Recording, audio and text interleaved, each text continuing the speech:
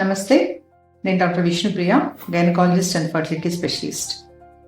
So పిల్లలు కావాలనుకునే దంపతులు మొదటిసారిగా డాక్టర్ని కన్సల్ట్ చేసినప్పుడు ఏ రకాల పరీక్షలు చేస్తారు? సో వాళ్ళకు బేసిక్ బ్లడ్ టెస్ట్తో పాటు అల్ట్రాసౌండ్ టెస్ట్ కూడా చేస్తారు. అవసరమైన టెస్ట్లు, హార్మోన్ టెస్ట్లు ఇవన్నీ అవసరం అవుతాయి. అవి టెస్ట్లు డిపెండింగ్ ఆన్ ద కండిషన్. అంటే అందరికీ అన్ని టెస్ట్లు అవసరం ఉండదు. ఒకరికి పీసీఓఎస్ ప్రాబ్లం ఉంటుంది, ఒకరికి వేరే ప్రాబ్లం ఉంటుంది. సో ఎవరికి ఏ టెస్ట్ అవసరమో అనేది డాక్టర్ చూసిన తర్వాత డిసైడ్ చేస్తారు. సో ఈ హార్మోన్స్ టెస్ట్ ఏంటంటే బేసిక్ టెస్ట్తో పాటు, అంటే complete blood picture, blood group, sugar, ఈ టెస్ట్తో పాటు హార్మోన్ ప్రొఫైల్ అని చేస్తాం. అందులో ఏఎంహెచ్ హార్మోన్ ఎగ్ రిజర్వ్ని తెలియజేస్తుంది మనకు. అలాగే FSH hormone, LH hormone, thyroid and prolactin, ఇవన్నీ కూడా ప్రెగ్నెన్సీకి కావాలన్న వాళ్ళకి యూజ్ అయ్యే హార్మోన్స్. సో వాళ్ళకందరికీ ఈ టెస్ట్లు కూడా అవసరం అవుతాయి అన్నమాట.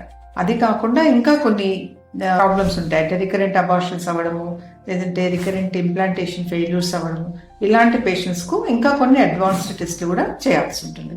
సో ఈ డాక్టర్ని కన్సల్ట్ చేసినప్పుడు ఎవరికి ఎలాంటి టెస్ట్లు అవసరమో అనేది డాక్టర్ డిసైడ్ చేసి చెప్తారు. సో దీనివల్ల మీకు ప్రెగ్నెన్సీ అనేది క్యారీ అవ్వడానికి ఈజీగా ఉంటుంది. సో ఈ టెస్ట్ల గురించి ఎవరికైనా ఇంకా డౌట్స్ ఏమన్నా ఉంది అంటే కామెంట్ చేయండి. అలాగే ఏదైనా డౌట్స్ ఉంటే మెసేజ్ చేస్తే మీ డౌట్స్ నేను క్లారిఫై చేస్తాను.